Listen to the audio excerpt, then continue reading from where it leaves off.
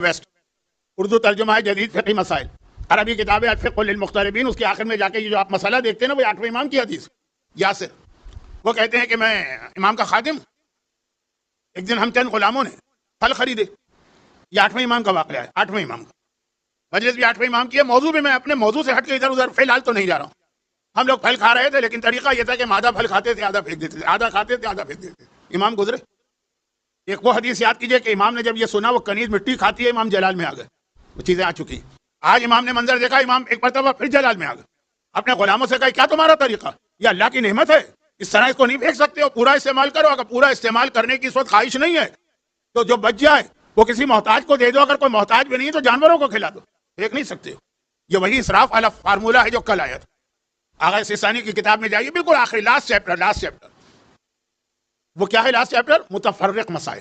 باقی تو چیپٹر جو ہے نا وہ ٹاپک وائز ہے، نماز کے مسئلے اور کاروبار کے مسئلے اور شادی کے مسئلے اور حجاب کے مسئلے. چیپٹر آخر میں متفرق چھوٹے چھوٹے مسئلے.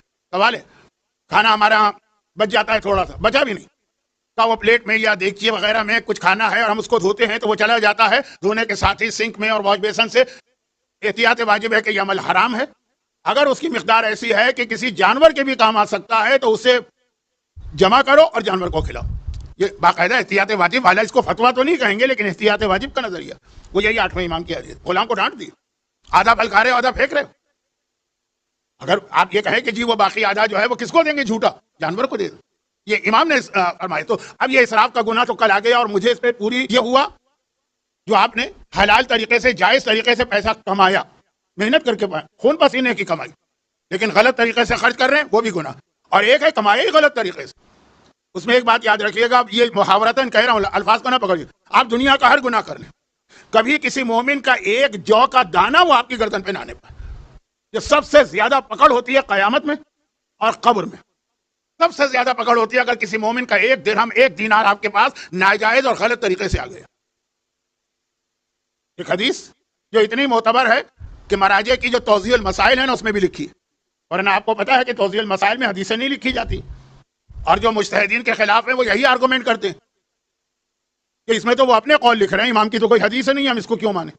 لیکن سمجھدار لوگ جانتے ہیں کہ 50 حدیثوں کا خلاصہ اس کے اندر آتا ہے، 50 حدیثیں پڑھی نتیجہ اس میں آتا ہے. لیکن خیر، لیکن ایک حدیث آ گئی کہ اللہ کے رسول نے کہا کہ اگر کسی نے ایک بالش زمین بھی کسی مسلمان کی ناجائز قبضے میں لی تو اسے باقاعدہ ایک ہار اور توق بنا کر قیامت میں اس کے گلے میں ڈالا جائے گا، اور اسی طرح یہ جھکا جھکا قیامت میں آئے گا. صرف ایک بالش، ایک درہم ایک دینار.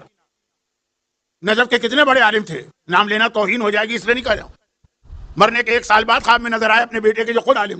بابا آپ کہاں تھے؟ کہا 1 سال سے تو میں حساب کتاب دینے میں لگا تھا. کس بات کا حساب کتاب؟ کہا ایک بار میں نے بھوسے کے کسی مومن کا بھوسا جا رہا تھا اونٹوں پر، ایک تنکا توڑ کے اسے خلال کر لیا. پکڑا گیا مجھے کہ ایک یہ تنکا تم نے مومن کی اجازت کے بغیر کیسے استعمال کر لیا. اب ہو سکتا ہے کہ ہم سے اور آپ سے اتنا نہ پوچھا جائے کیونکہ جن کے رتبے ہیں سوا ان کی مشکل، لیکن بہرحال ایک درہم ایک دینار کسی کا نہیں آنا چاہیے. ہمارے قرضہ لیتے لوگ واپس نہیں کرتے، ہمارے یہاں لوگ کاروبار میں شریک ہوتے ہیں فراڈ کرتے ہیں. یہ واقعہ ہمارے تقریباً تمام مشہور علماء نے اپنی کتاب میں لکھا. لوگوں کو معلوم ہے، رک گئے لوگ، ابھی 5 منٹ کی تقریر ہوگی، یہ آگے بڑھ گیا. کہا کہ آج اجازت ہے کہ میں خطاب کر لوں. سب نے دیکھا 100 سال کا بوڑھا اور نورانی چہرہ، ہر اعتبار سے ٹھیک ہے. کہا اچھا آج آپ کر لیں. کہا میں کیا تقریر کروں، میں اپنی جوانی کا واقعہ سناتا ہوں. اسی نجف میں تھا، 70 سال پہلے کی بات ہے، 80 سال پہلے کی بات ہے. ایک مرتبہ مجھے اپنے ایک پڑوسی سے قرضہ لینا پڑا اور وہ تھا غیر مسلم. میں نے اس سے قرضہ لے لیا 10 دینار، اور یہ طے ہوا تھا کہ ہر مہینے میں آدھا دینار واپس کروں گا. اس وقت کی ویلیو کرنسی بہت بڑی چیز ہے، آدھا دینار. تفصیلات میں جانے کا کوئی فائدہ ہے نہیں. آدھا دینار واپس کروں گا، طے ہو گیا. اب میں آدھا دینار واپس کرنے لگا. 4-5 مہینے گزرے، آدھا قرضہ ادا ہو گیا. مجھے کسی کام سے نجف سے جانا پڑا.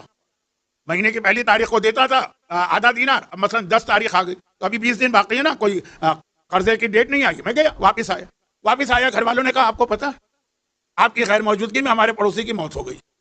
پڑوسی تھا. اب جب یہ سنا تو پہلے تو اس کے گھر گیا، پرسا دیا، پھر واپس آیا. میں نے سوچا یہ مر گیا، کوئی گواہ نہیں ہے، کوئی ڈاکومنٹ نہیں ہے. دوستی تھی، پڑوس تھا، بات چیت تھی، تو اس نے بھی ٹرسٹ کرتے ہوئے دے دیا تھا مجھے. اور یہ غیر مسلم بھی اگر میں واپس نہ کروں تو کیا. بس میں نے وہ باقی جو رقم تھی نہ اس کے وارثوں کو بتایا نہ خود کو ارادہ کیا، بیٹھ گئے. شب جمعہ گئی. میں خواب میں سویا، میں نے خواب دیکھا. کیا دیکھا؟ میں نے دیکھا کہ قیامت کا دن آ گیا، لوگ قبروں سے نکل رہے ہیں، میں بھی نکل رہا ہوں. مجھے قیامت کا لباس ہوتا ہے نا، کفن پہن کے نکل رہا ہوں. میرا حساب کتاب ہوا، سب کی ٹھیک ٹھاک معاملہ چل رہا ہے.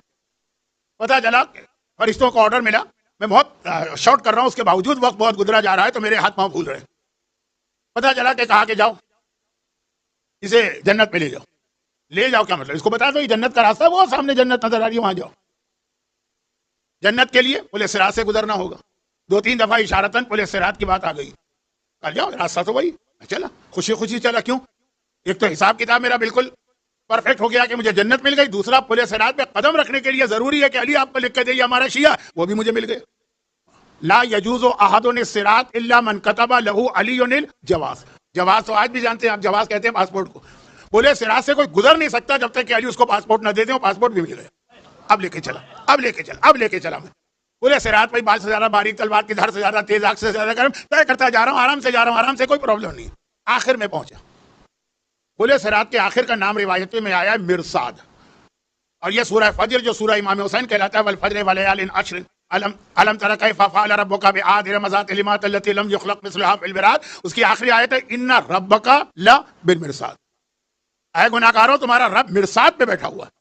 تمہارا رب مرصاد پر ہے. بیٹھا تو میں نے بڑھا دیا، ان ربک لبالمرصاد، مرصاد پر ہے. مولا مرصاد کیا ہے؟ کہ پورے صراط کا آخری حصہ ہے. ساری چیزیں میں شارٹ کر رہا ہوں، پھر بھی پتہ نہیں وقت کہاں بھاگا جا رہا ہے. اب وہاں پہ پہنچ گیا. یہ آخری ہے پل صراط، اس کے بعد جنت کا دروازہ، بالکل آخری. وہاں پہنچا، جنت نظر آ رہی، بھاگنا چاہتا ایک دم سے. میں نے دیکھا نیچے تو جہنم ہوتی ہے نا، پل صراط کے نیچے جہنم ہے. وہ جہنم کے شعلے بلند ہونے لگے، شعلے اٹھتے اٹھتے وہ میرے برابر آ گئے پل صراط. اور اس میں کوئی آدمی جل رہا تھا. جہنم میں کوئی جل رہا ہوگا تو کیا حالت ہوگی؟ امام کی حدیث ہے نا کہ جو دنیا میں آگ ہے نا، جہنم کی آگ کو 70 مرتبہ اللہ نے پانی سے دھویا تو یہ دنیا کی آگ بنی. کسی نے جا کے کہا تھا یا امیر المومنین، میرا دل چاہتا ہے میں گناہ کروں، آپ اجازت دے دیں. کہا میں ایک شرط پہ اجازت دوں گا، جاؤ اپنے کچن میں جا کے خوب آگ روشن کرو، اس میں جا کے بیٹھ جاؤ، جتنی دیر بیٹھ سکتے ہو اتنی دیر کا گناہ کر لو.